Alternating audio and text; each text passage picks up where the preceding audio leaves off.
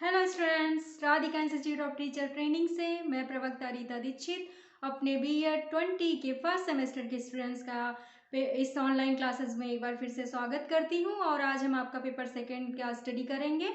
उसके स्टडी करने से पहले मैं आपसे इतना कहना चाहती हूं कि प्लीज़ मेरे इस वीडियो को अंत तक ज़रूर देखें और लाइक करें और शेयर करना लाइक करें, शेयर करें और सब्सक्राइब करना ना भूलें, जिससे आपको हमारे जो भी नए अपडेट्स हैं वो मिलती रहें। बेल आइकन को ज़रूर प्रेस कर दें। तो चलिए, पिछली क्लास में हम लोगों ने चिंतन स्तर का शिक्षण क्या होता है इसके बारे में स्टडी किया था। उसके आगे आज हम लोग हंट का जो चिंतन स्तर के शिक्षण का प्रतिमान है, जो हंट ने दिया है, जो मॉडल दिया है चिंतन स्तर के शिक्षण का, उसके बारे में जानेंगे। तो आप लोगों ने पिछली क्लास में ये जाना कि चिंतन स्तर का शिक्षण जो है वो तीनों स्तरों में सबसे ज़्यादा बेहतर माना जाता है स्तर, और ये बहुत मतलब कि विचारवान स्तर माना जाता है, जिस स्तर पर आने के बाद छात्र इस योग्य बन जाता है कि वह स्वयं से सूझबूझ से तर्क से चीज़ों को समझने लगता है, उसके बारे में चिंतन करने लगता है। तो हंट ने चिंतन स्तर के शिक्षण का प्रतिमान दिया। उसमें उन्होंने बताया कि क्या होना चाहिए उद्देश्य, मेरा से हम जो शिक्षक है उसका उद्देश्य क्या होना चाहिए छात्र के लिए जब वो चिंतन स्तर का शिक्षण कराता है। तो पहला पॉइंट जो उन्होंने बताया हंट ने, वो ये था कि छात्रों में मौलिक व स्वतंत्र चिंतन शक्ति का विकास करना। मतलब कि जो पहला उद्देश्य वो ये होना चाहिए कि छात्रों में मौलिक और स्वतंत्र चिंतन शक्ति का विकास करना, कि छात्र जो है वो स्वतंत्र होकर के वास्तविक चिंतन करना शुरू करे। ऐसा हमारा उद्देश्य, हमारा फोकस होना चाहिए चिंतन स्तर के शिक्षण में। और दूसरा जो पॉइंट है वो है छात्रों में समस्या समाधान हेतु आलोचनात्मक तथा सृजनात्मक चिंतन शक्ति का विकास करना। यानी कि जो छात्र है उसके अंदर समस्या समाधान हेतु, जो भी समस्या हमने लेकर के चिंतन स्तर का शिक्षण आरंभ किया है, उसके हेतु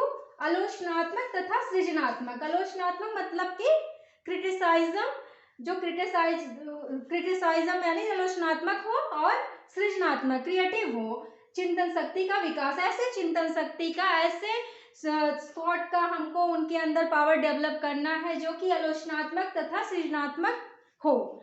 ये हमारा चिंतन स्तर के शिक्षण में शिक्षक का ये उद्देश्य होना चाहिए। छात्र को इस तरह हम बना दें कि उनको वो स्वयं से जो समस्या उसके समाधान के लिए आलोचनात्मक तथा सृजनात्मक चिंतन शक्ति अपने अंदर डेवलप कर ले।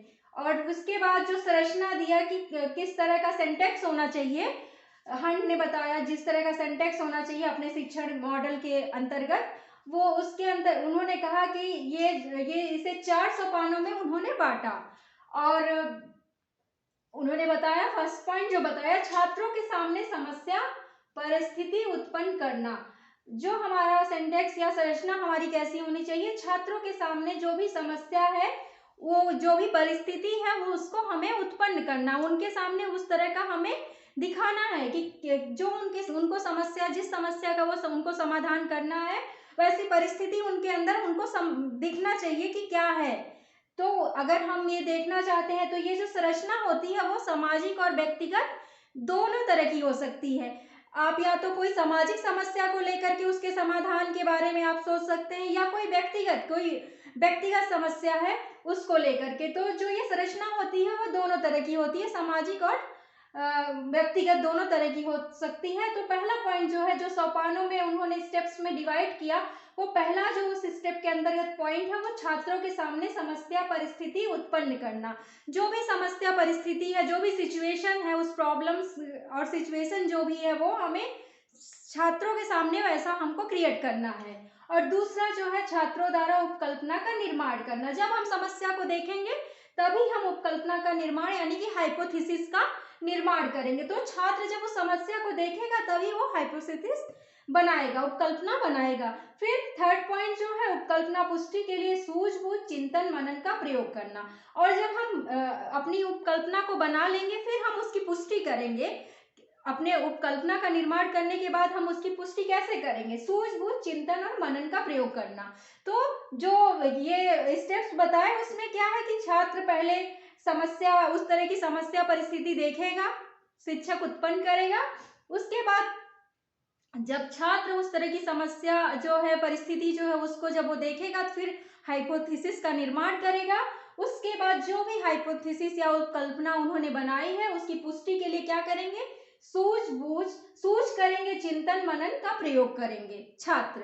और जो चौथा पॉइंट है, उपकल्पना का परीक्षण तथा समस्या समाधान। फिर उसके बाद हम छात्र उपकल्पना का परीक्षण तथा जो समस्या है उसका समाधान निकालेंगे।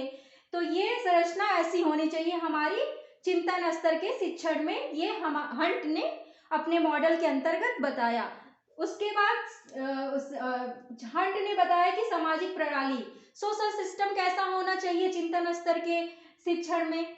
तो क्या व्यवस्था, कैसा व्यवस्था हमारी होनी चाहिए, तो कक्षा का वातावरण पूर्ण रूप से खुला तथा स्वतंत्र होना चाहिए। जो हमारे कक्षा क्लास का जो सिस्टम है वो हमारा कैसा होना चाहिए, वातावरण पूर्ण रूप से खुला तथा स्वतंत्र होना चाहिए। वहां पे किसी प्रकार का बाउंडेशन नहीं होना चाहिए, प्रतिबंध नहीं होना चाहिए, पूरी स्वतंत्रता होनी चाहिए स्टूडेंट्स को।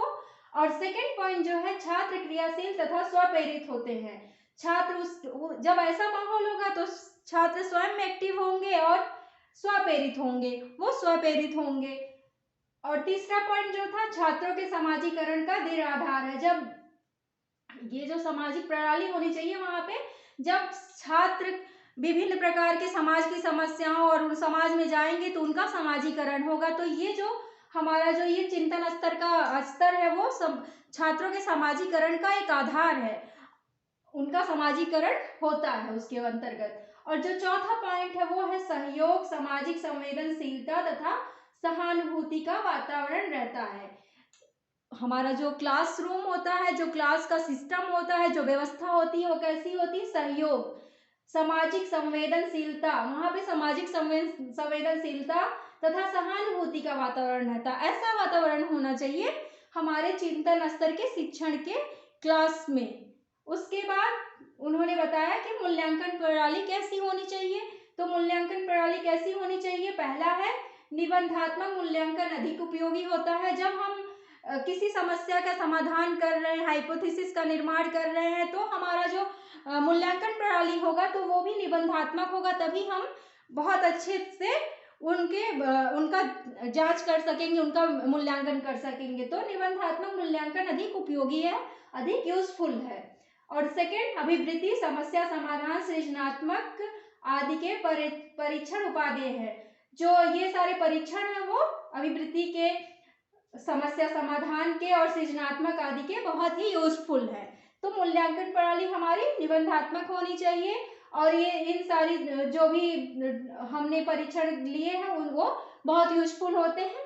और जो हंट ने बताया कि चिंतन स्तर के शिक्षण में को हम किस तरह से बेहतर बना सकते हैं, उसके लिए उन्होंने कुछ सुझाव दिए। वो ये है, इस स्तर के शिक्षण से पूर्व अन्य दोनों स्तरों का शिक्षण हो जाना चाहिए। यानी कि जो हमारा ये चिंतन स्तर का शिक्षण है, इसको करने से पहले हमारा स्मृति स्तर का शिक्षण और बोध स्तर का शिक्षण होना आवश्यक है। अगर हम बोध स्तर का शिक्षण नहीं किए रहेंगे तो चिंतन स्तर का शिक्षण नहीं कर सकते हैं। तो वो दोनों स्तरों का शिक्षण होना जरूरी है। और सेकंड पॉइंट जो है, छात्रों का आकांक्षा स्तर ऊंचा हो। जो भी छात्र का आकांक्षा स्तर ऊंचा होना चाहिए, उसके अंदर खुद से इच्छा होनी चाहिए कि हमें इस तरह से चिंतन करना, इस समस्या का समाधान करना है। थर्ड पॉइंट क्या है, समस्या की अनुभूति होनी चाहिए। जो भी समस्या है जिसका हम उनके समाधान के लिए उनको प्रेरित कर रहे हैं, उसकी अनुभूति होनी चाहिए उनको, वो खुद से उसको महसूस होना चाहिए उनको, तभी वो उसका बेहतर तरीके से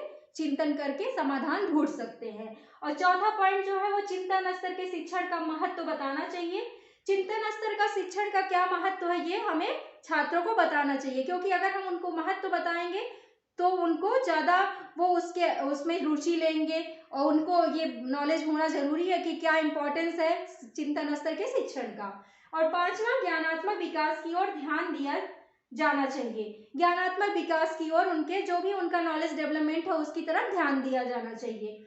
छठा पॉइंट है आपका, शिक्षण का वातावरण प्रजातांत्रिक होना चाहिए। सबसे मोस्ट इम्पॉर्टेंट, शिक्षण का जो वातावरण है, जो भी टीचिंग एटमॉस्फेयर है, चिंतन स्तर के शिक्षण का क्लासरूम का वो प्रजातांत्रिक होना चाहिए। वहाँ किसी प्रकार का भेदभाव नहीं होना चाहिए, सभी के लिए समान तरह की व्यवस्था होनी चाहिए। ऐसा सिस्टम होना चाहिए हमारे चिंतन स्तर के शिक्षण के क्लासरूम में।